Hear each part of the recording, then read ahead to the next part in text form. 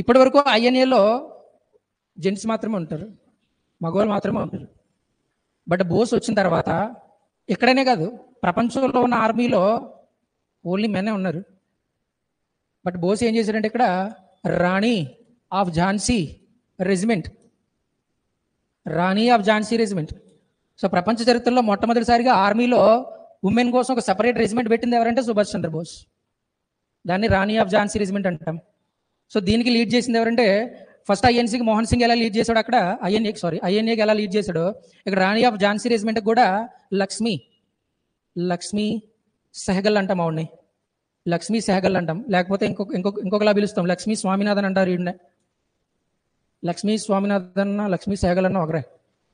Okay, so ఈవిడ ఈ రాణి of Jhansi రెజిమెంట్కి lead చేస్తుంది.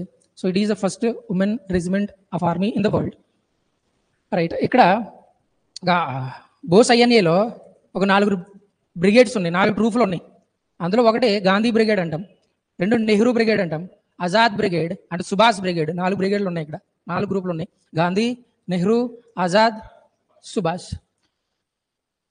సో ఇక్కడ బోస్ లీడ్ చేసి ట్రూప్ ఏదంటే ఆజాద్ గ్రూప్ అంటాం దీన్ని.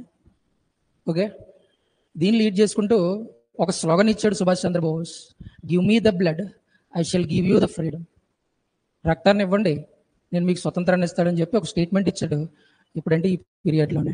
అండ్ జై హింద్, ఇది కూడా బోస్దే, జై హింద్ అన్న స్లోగన్ కూడా బోస్దే. ఓకే రైట్, ఇక్కడ బాగానే ఉంది.